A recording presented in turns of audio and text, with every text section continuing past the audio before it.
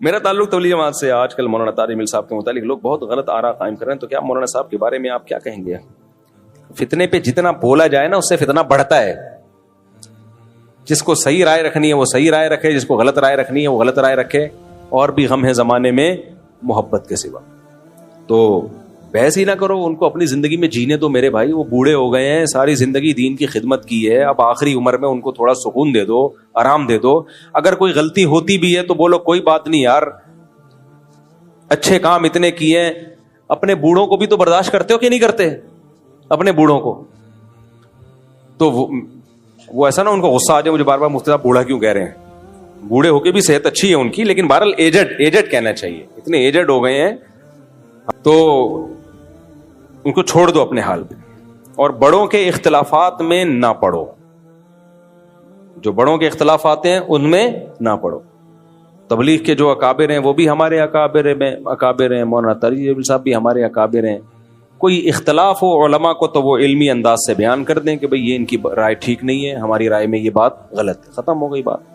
یہ جو ٹرینڈ چلتا ہے نا ایک دوسرے کی ذات پہ کیچڑ اچھالنے کا، یہ ٹرینڈ ختم کر دو، بالکل ختم ہو جانا چاہیے اس میں. اور یہ یاد رکھو جہاں انسان ہوں گے اختلافات ہوں گے.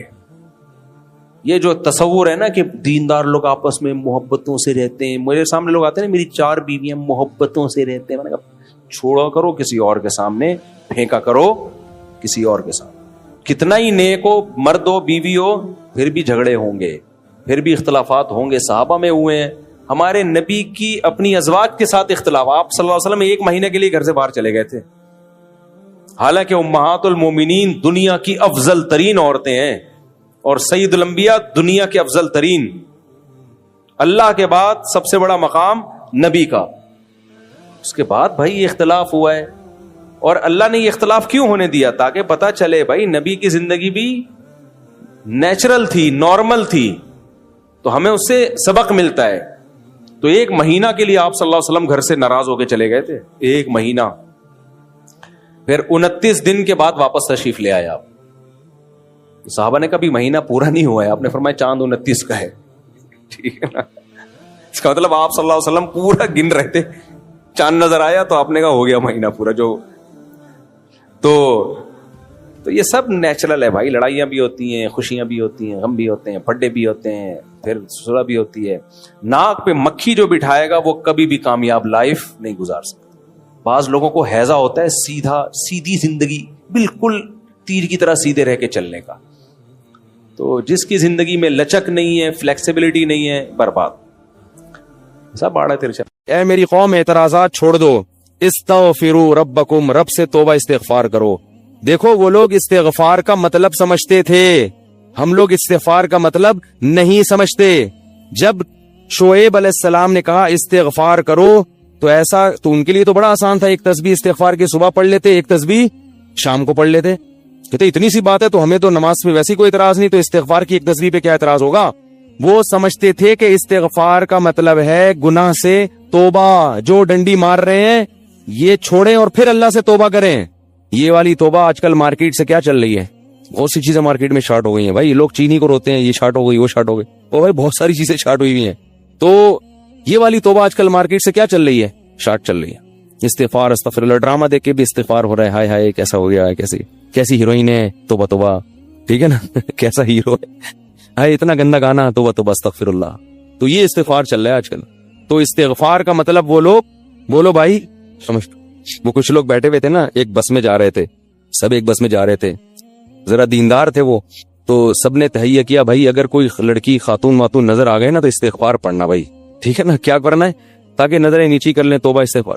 تو جیسے ہی ایک نے پڑھا نا استغفر اللہ تو سب نے کہا کہاں ہے سب نے کیا کہا، وہ لاشعوری طور پر نکل گیا نا کہ چلو استغفار کریں گے لیکن ذرا دیکھ تو لیں. بولے بتایا کہاں، تو وہ لاشعوری طور پر ہوتا ہے بعض دفعہ. تو شعیب علیہ السلام نے کیا کہا، استغفروا ربکم ثم توبوا الیہ ان ربی قریب مجیب ان ربی رحیم ودود. ایک جگہ فرمایا رحیم بھی ہے اور بہت محبت کرنے والا ہے. ودود محبت کی سپرلیٹو ڈگری ہے، بہت محبت کرے گا تم سے، بہت زیادہ محبت، اتنی محبت کہ اس کے لیے تم نے گناہ چھوڑ دیا بھائی، بہت محبت کرے گا. تو ظاہر ہے اللہ جب محبت کرتا ہے تو ہماری طرح نہیں ہے کہ بہت محبت ہے بس ہے تو بھئی یہ پیسے دو, اتنی محبت ہے تو ٹھیک ہے نا. آپ کو کوئی دوست پریشانی میں آئے آپ کے پاس, بہت پریشان تھا, اس کو پیسوں کی ضرورت تھی, وہ آپ اس سے کہہ رہے یار مجھے تمہیں, آپ کو پتہ نہیں تھا کہ ابھی یہ پیسے بھی مانگ لے گا مجھ سے, کہہ رہے یار مجھے تم سے بہت محبت ہے, ایکچولی میں بتا نہیں سکتا بہت محبت ہے. وہ بڑا خوش ہو گیا بھائی اب تو ٹھیک ہے بھائی. تو کہہ رہے یار مجھے نا 100 روپے کی ضرورت ہے. اب آپ کہہ رہے یار یہ کیسے موقع پہ میں نے اظہار کر دیا محبت کا, ٹھیک ہے نا. تو ہم لوگوں کی محبت کیسی ہوتی ہے, ایسی ہوتی. اگر ہمیں پہلے سے پتا ہوتا پیسے مانگتا ہے تو ہم کیا کہتے ہیں, یار محبت کچھ نہیں ہوتا. مفتی صاحب نے بیان کیا تھا لویریہ پر, وہ جا کے سن لینا, پھر ایسا کہیں گے ہم. تو اللہ جب کہہ رہا ہے نا کہ استغفار کرو گے تو میں کیا کروں گا, ودود بے پناہ محبت کروں گا, بے پناہ محبت.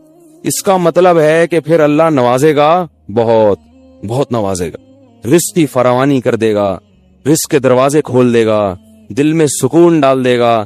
اگر پریشانی بھی آئے گی تو درجات کو بلند کرنے کے لیے, جیسے یعقوب علیہ السلام پر پریشانی آئی, جیسے یوسف علیہ السلام پر پریشانی آئی تاکہ مصر کا بادشاہ بنا دوں, پھر وہ پریشان کرنے کے لیے پریشان نہیں کرے گا, وہ پریشان کرے گا خوشی دینے کے لیے.